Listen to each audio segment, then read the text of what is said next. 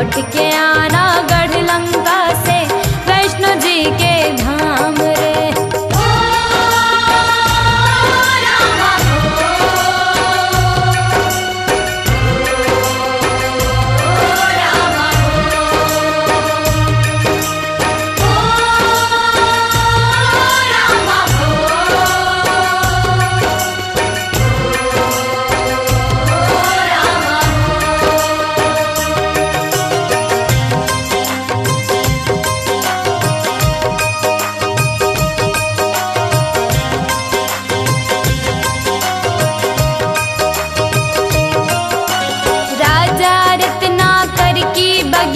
भाई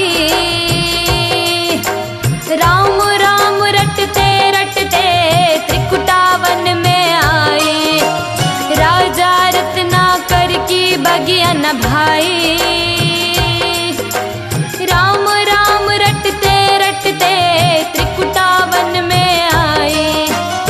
वन में राम दरस पाई, वन में राम दरस पाई, वन में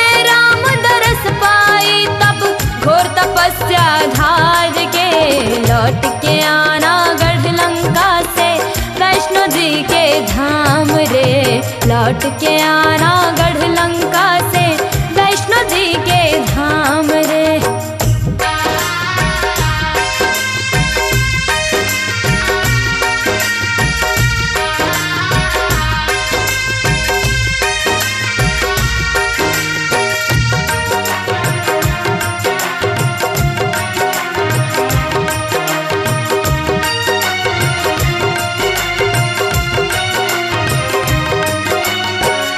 प्यास एक आशा मैं तो धरूं अभागन। जब तक रहूं जगत में रहूं राम की सुहागन। एक प्यास एक आशा मैं तो धरूं अभागन। जब तक रहूं जगत में रहूं राम की सुहागन।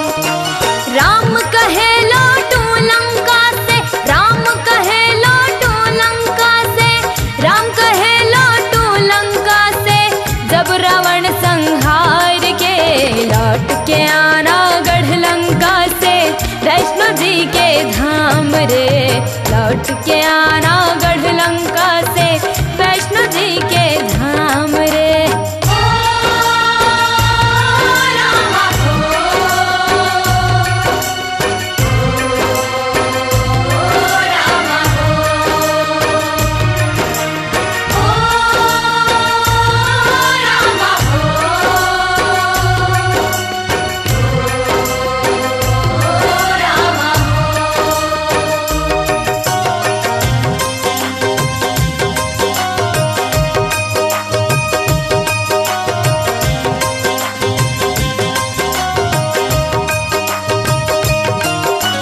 लंका से राम लौटे भूल गई पहचान रे।